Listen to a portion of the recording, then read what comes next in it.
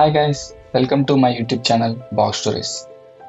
బ్రహ్మపురాణం అన్నది కేవలం పురాణ కథ మాత్రమే కాదు, ఇది విశ్వ సృష్టి రహస్యాలను తెలిపే జీవన శాస్త్రం. ఆ తర్వాత బ్రహ్మదేవుడు తనలోని సాత్విక అంటే మంచితనం, జ్ఞానం అంశంపై దృష్టి సారించాడు. ఆయన తన సాత్విక రూపాన్ని ధరించగానే విశ్వంలో పగలు ఆవిర్భవించింది. ఈ పగల నుండి ప్రకాశవంతమైన దివ్యమైన శక్తులు అంటే దేవతలు జన్మించారు. వీరు విశ్వంలోని వివిధ అంశాలకు అధిపతులుగా, రక్షకులుగా మారారు.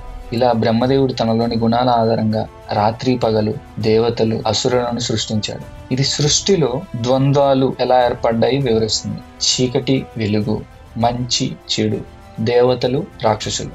ఈ ద్వంద్వాలే విశ్వంలో సమతుల్యతను, కర్మ సిద్ధాంతాన్ని, ధర్మస్థాపనను ముందుకు తీసుకెళ్లేందుకు పునాదులు వేశారు.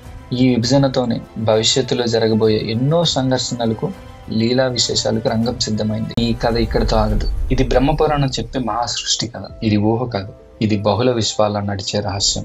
ఈ కథలు మనలో ఆలోచనల్ని రేకెత్తిస్తాయి, జీవితం గురించి మన దృష్టిని మార్చుతాయి. బాక్స్ స్టోరీస్ ఛానల్లో మరిన్ని ఆసక్తికరమైన పౌరాణిక గాథలను తెలుసుకోవాలంటే తప్పకుండా మా ఛానల్ని సబ్స్క్రైబ్ చేసుకోండి. ఈ వీడియో మీకు నచ్చితే లైక్ చేసి మీ స్నేహితులకు షేర్ చేయండి.